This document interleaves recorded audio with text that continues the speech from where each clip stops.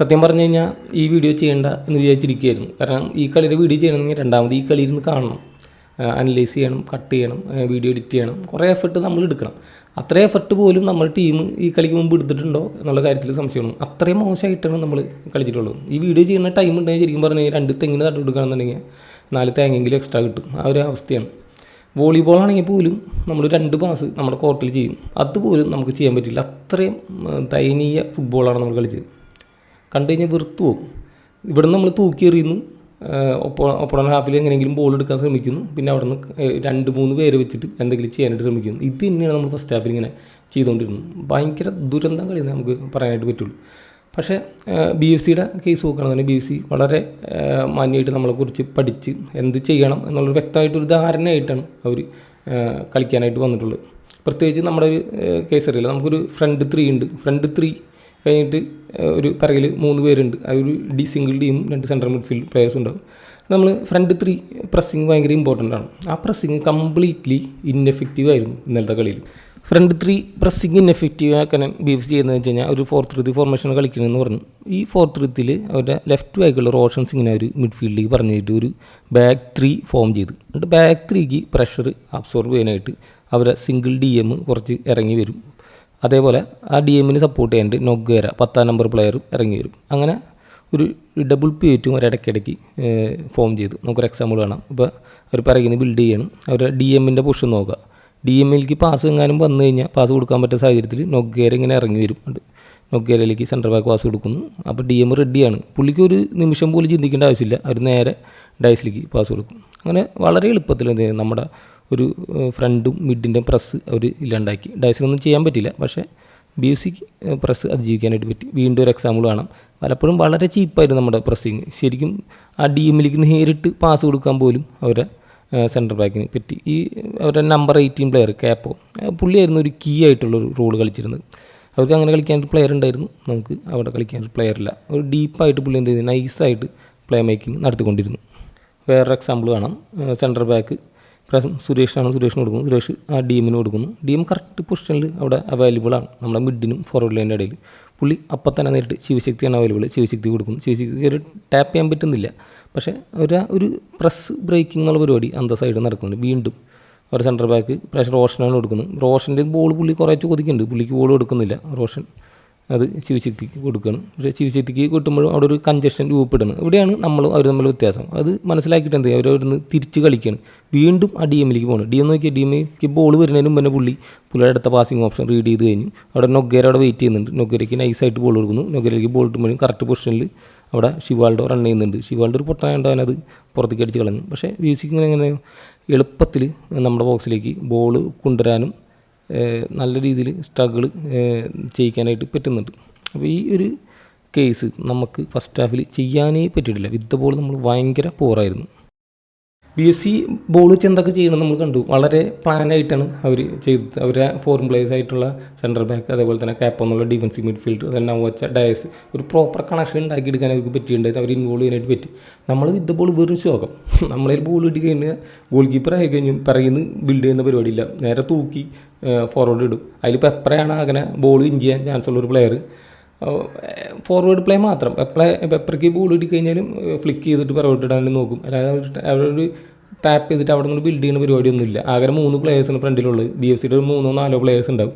അവർ തമ്മിലുള്ളൊരു മത്സരമായിട്ട് ചുരുങ്ങും നമ്മുടെ ഒരു ball game. അല്ലാതെ പിറകിൽ നിന്ന് ബിൽഡ് ചെയ്യാൻ ഒന്നും ശ്രമിച്ചിട്ടില്ല. ഈവൻ പെപ്പറാണ് സബ്സ്റ്റിറ്റ്യൂട്ട് ചെയ്തിട്ട് പോലും നമ്മൾ ഈ ഒരു തൂക്കിയേർ കണ്ടിന്യൂ ചെയ്യണം. സച്ചിൻ കിക്ക് എടുക്കുന്നു, അവരുടെ പ്ലെയർ ആരെങ്കിലും വിൻ ചെയ്യുന്നു, സെക്കൻഡ് ബോൾ കിട്ടിയില്ലെങ്കിൽ അവരേക്ക് ബോൾ കിട്ടുന്നു. ചില സമയത്ത് അവരിൽ ബോൾ കിട്ടിയാലും തിരിച്ച് നമ്മുടെ ഹാഫിൽ കളിക്കുമ്പോൾ നമ്മുടെ ഡിഫൻഡേഴ്സിന് ബോൾ കിട്ടും. പിന്നെ അവിടെ നിന്ന് നമ്മൾ ബോൾ കളിക്കാൻ ശ്രമിക്കുന്നുണ്ട്. എന്നാൽ പിന്നെ ആദ്യം തന്നെ ഈ ഡിഫൻഡേഴ്സിന് പാസ് ഇട്ടിട്ട് പറയുന്നത് ബിൽഡപ്പ് ചെയ്യാനായിട്ട് ശ്രമിച്ചില്ലേ. അത്രയും പോലും ഒരു കോൺഫിഡൻസ് നമ്മൾ കാണിച്ചിട്ടില്ല വിത്ത് ദ ബോൾ. അപ്പോൾ ഇങ്ങനത്തെ ഒരു മെൻറ്റാലിറ്റി വെച്ച് എങ്ങനെ നമ്മളൊരു ബെറ്റർ ടീമായിട്ട് BFC നന്നായിട്ട് കളിച്ചിട്ടുണ്ടെങ്കിൽ നമുക്ക് പറയാം. പക്ഷേ BFC എന്ന് പറഞ്ഞു കഴിഞ്ഞാൽ നമ്മളെക്കാളും ശോകം ഇന്ത്യൻ പ്ലേയേഴ്സാണ് അവർക്കുള്ളത്. അവർ ശരിക്കും കളിച്ചിട്ടില്ല. എന്നിട്ട് തന്നെ നമുക്ക് ഇത്രയും സ്ട്രഗിൾ ചെയ്യേണ്ടി വന്നു. നമ്മൾ ശരിക്കും ഡോമിനേറ്റ് ചെയ്യേണ്ട ഒരു മാച്ചായിട്ടാണ് എനിക്ക് തോന്നിയത്. പ്രോപ്പറായിട്ട് നമ്മൾ ബോൾ കാലിൽ വെച്ച് കളിക്കുകയാണെന്നുണ്ടെങ്കിൽ അത്ര നല്ല കളിയാണ് നമ്മൾ പ്രീവിയസ്ലി ഡിസ്പ്ലേ ചെയ്ത് വിത്ത് ദ ബോൾ. അതിൻ്റെ ഒരു അംശം പോലും നമുക്ക് ഈ കളിയിൽ കാണാനായിട്ട് പറ്റില്ല. വിത്ത് ദ ബോൾ എനിക്ക് തോന്നി ഫസ്റ്റ് ഹാഫൊക്കെ നോക്കുകയാണെങ്കിൽ മിലോസാണ് ഏറ്റവും നന്നായിട്ട് കളിച്ചിട്ടുള്ളൂ. നമ്മുടെ മിഡ്ഫീൽഡേഴ്സൊക്കെ വെറും ഷോക്കായിരുന്നു. മിലോസാണ് പലപ്പോഴും പ്രഷർ അബ്സോർവ് ചെയ്തിട്ട് ഫ്രെഡിക്കൊക്കെ ബോൾ കൊടുക്കുന്നത്. ഫ്രെഡിക്ക് ബോൾ എടുത്ത് കഴിഞ്ഞാൽ ഫ്രെഡി തൂക്കി ഫ്രണ്ടിക്ക് ഇട്ട് കൊടുക്കും, വല്ലവർക്കും കൊടുക്കും, അങ്ങനത്തെ ഒരു അവസ്ഥ. അതേപോലെ തന്നെ നവോച്ച മിസ് പാസുകളുടെ ഒരു കൂമ്പാരം. ഡാനിഷിൻ്റെ കേസ് നമുക്കറിയാമല്ലോ, ഡാനിഷിൻ്റെ പിന്നെ പാസിങ്ങിൻ്റെ ക്വാളിറ്റിയും കാര്യങ്ങളൊന്നും നമുക്ക് പറയേണ്ട ആവശ്യമില്ല. അങ്ങനത്തെ ഒരു ബോള് കാലി വെച്ച് നമ്മൾ കളിക്കാൻ ശ്രമിച്ചിട്ടില്ല എന്ന് പറയണം. ഫ്രണ്ടിലേക്ക് തൂക്കിയെറിയുക, അണ്ട് ഫ്രണ്ട് 3യുടെ ഒരു കോമ്പിനേഷൻ കളിക്കുക, അണ്ട് എങ്ങനെയെങ്കിലും കളി ജയിക്കുക എന്നുള്ളൊരു സംഭവം. നമ്മൾ ഡേവിഡ് ജെയിംസിൻ്റെ നമുക്ക് ഒരു ഓർമ്മ വന്ന ഒരു കളിയാണ് കളിച്ചത്, വളരെ ഷോങ് കളി. പിന്നെയെങ്കിലും നമ്മുടെ കളിയിലൊരു മാറ്റം വന്നത് കോയ്ഫ് വന്നതിന് ശേഷമാണ്. കോയ്ഫ് വന്നതിന് ശേഷം നമ്മൾ ഫോർമേഷനിലൊരു ചേഞ്ച് മാറ്റി. നമ്മൾ 4-3-3 ഫോർമേഷനിൽ നിന്ന് ഒരു 5-2-3 ഫോർമേഷനിലേക്ക് മാറ്റി. ഒരു 3 man സെൻറ്റർ ബാക്ക് വന്നു. നമുക്ക് പറ്റിയൊരു ഫോർമേഷനായിട്ട് എനിക്ക് തോന്നി. ഞാൻ പറഞ്ഞ പോലെ നമ്മുടെ ടീമും BFC ടീമും തമ്മിലുള്ള മെയിൻ ഡിഫറൻസ് പറഞ്ഞു കഴിഞ്ഞാൽ ഒരു DM അവിടെ ഇല്ല കളിക്കാനായിട്ട്. അപ്പോൾ ഈ ഒരു ഫോർമേഷനിൽ DMൻ്റെ ആവശ്യമില്ല. 2 സെൻട്രൽ മിഡ്ഫീൽഡ്, ഒരു ഡബിൾ പ്യൂറ്റ് പോലെ കളിക്കുന്ന 2 പ്ലേയേഴ്സ് മതി. അത് ഫ്രെഡിയും ഡാനിഷ് അല്ലെങ്കിൽ അസറും ചെയ്യാൻ പറ്റുന്ന ഒരു കേസായിരുന്നു. അതിനുശേഷം കുറച്ചും കൂടിയും ഒരു മൂവ്മെൻറ്റ് നമ്മുടെ സൈഡിൽ നിന്ന് ഉണ്ടായി. ഇവൻ കോയ്ഫ് വന്നത് പെപ്പറേനെ വലിച്ചിട്ടാണ് നമുക്ക് സെൻറ്റർ ഫോർവേഡ് പിന്നെ നോഹ ഷിഫ്റ്റ് ചെയ്ത് കളിക്കുന്നത്. എന്നിട്ടും നമ്മൾ ലോങ് ബോളിന് കളിക്കുന്നത്. അപ്പോഴും നമ്മൾ ഈ പറഞ്ഞ പോലെ ബോൾ വെച്ച് കളിക്കാനുള്ള ഒരു കോൺഫിഡൻസ് നമ്മൾ കാണിച്ചിട്ടില്ല. പക്ഷേ നമ്മുടെ ബെസ്റ്റ് മൂവ്മെൻറ്റ് വന്നത് ഇതേപോലെ BFCക്ക് ബോൾ കിട്ടി. പക്ഷേ BFCയുടെ ബോൾ നമ്മൾ റിസീവ് ചെയ്തതിന് ശേഷം നമുക്ക് പിറകിൽ നിന്ന് ബിൽഡപ്പ് ചെയ്ത് വന്നു. നമുക്ക് ബോള് ഗോൾ കീപ്പറിൽ നിന്ന് ഡിസ്ട്രിബ്യൂട്ട് ചെയ്തിട്ട് നമുക്ക് നേരിട്ട് പിറകിൽ നിന്ന് ചെയ്യാം. എന്തിനാണ് നമ്മളതിലുള്ള ബോൾ വെറുതെ അവർക്ക് കൊടുത്തിട്ട് പിന്നെ രണ്ടാമത് ഡിഫെൻഡ് ചെയ്തിട്ട് ബോൾ കിട്ടി പിറകിൽ നിന്ന് രണ്ടാമത് ബിൽഡ് ചെയ്യുന്നത്? അതെനിക്ക് മനസ്സിലായിട്ടില്ല. പക്ഷേ വിത്ത് ദ ബോൾ നമ്മൾ കുറച്ചും കൂടി കോൺഫിഡൻസ് കാണിക്കും, ബോൾ പ്ലേ ചെയ്യണമായിരുന്നു. കോയ്ഫ് വന്നപ്പോൾ കുറച്ചും കൂടി അത് നടക്കുന്നുണ്ട്. പുള്ളിക്ക് കുറച്ചും കൂടി ബോൾ പ്ലേ ചെയ്യാൻ പറ്റുന്നുണ്ട്, കുറച്ച് മൂവ്മെൻറ്റൊക്കെ പുള്ളി കാണിക്കുന്നുണ്ട്. നമുക്കൊരു പറ്റിയൊരു ചേഞ്ച് ആയിരിക്കും തോന്നുന്നു. ഇവൻ ഈ പറഞ്ഞ പോലെ ലൂണയൊക്കെ വർക്കാവണില്ല. അതെനിക്ക് മനസ്സിലാത്തൊരു കാര്യം. ലൂണ വർക്കാവണമെങ്കിൽ ലൂണിനെ മാറ്റിയിട്ടാണ് കോയ്ഫിനെ ഇറക്കേണ്ടിയിരുന്നത്. പക്ഷേ ആകെയുള്ളൊരു സ്ട്രൈക്കർ അല്ലെങ്കിൽ ഫിസിക്കൽ പ്രസൻറ്റായ പെപ്പറേനെ മാറ്റിയിട്ടാണ് കോയ്ഫിനെ ഇറക്കിയത്. അതെനിക്ക് മനസ്സിലാവില്ല എന്തുകൊണ്ടാണ് നമ്മൾ ചെയ്തതെന്നുള്ളത്. അപ്പം അങ്ങനത്തെ കാര്യങ്ങളൊക്കെ ഉണ്ട്. നമുക്കൊരു ഫോറിൻ DMF ഇല്ലാത്തൊരു കേസിൽ പിന്നെ നമുക്ക് ചെയ്യാൻ പറ്റുന്ന പോലെ 3 man സെൻറ്റർ ബാക്കാണ്. അപ്പോൾ ഏതെങ്കിലും ഒരു സെൻറ്റർ ബാക്കിന് കയറി വരാനുള്ളൊരു പെർമിഷൻ ഉണ്ട്, നമ്മൾ നല്ല രീതിയിൽ യൂസ് ചെയ്ത്. പക്ഷേ തിരിച്ച് വരണം. കടുവക്കിടയ്ക്ക് ഇങ്ങനെ വന്നിട്ട് കയറി വന്നിട്ട് ബോൾ പുള്ളിയുടെ തല മുകളിൽ കൂടെ പോകുമ്പോൾ ഈ പിള്ളേർ കൊണ്ട് ഇങ്ങനെ എയറോപ്ലെയിൻ പോകുമ്പോൾ ഇങ്ങനെ നോക്കിയേക്കില്ല, അതേപോലെ പുള്ളി ഇങ്ങനെ നോക്കിയേക്കും ഡയസിലേക്ക് ബോൾ പോകുമ്പോൾ. അങ്ങനെയൊന്നും ചെയ്യരുത്. സെൻറ്റർ ബാക്ക് അതേപോലെ തന്നെ തിരിച്ച് പൊസിഷനിൽ വരണം. ഒരു 3 സെൻറ്റർ ബാക്കിന് വെച്ച് ഇങ്ങനെ കളിക്കുമ്പോൾ നമുക്കൊരു DMൻ്റെ ഒരു കുറവ് നമുക്ക് നിർത്താനായിട്ട് പറ്റും. ഇടയ്ക്ക് മിലോസ് കറക്റ്റായിട്ട് DMൻ്റെ പൊസിഷനിലേക്കൊക്കെ വരുന്നത് കാണാം. അപ്പോൾ അങ്ങനെ കളിക്കുകയാണെന്നുണ്ടെങ്കിൽ കുറച്ചും കൂടി നല്ലൊരു റിസൾട്ട് ഉണ്ടാവും തോന്നും. അല്ലെങ്കിൽ ഈ പറഞ്ഞ പോലെ ജിക്സം പോകുമ്പോൾ ഞാൻ ഒരു ആഗ്രഹിച്ചൊരു കാര്യമാണ് 4 DMF വരണം എന്നുള്ളത്.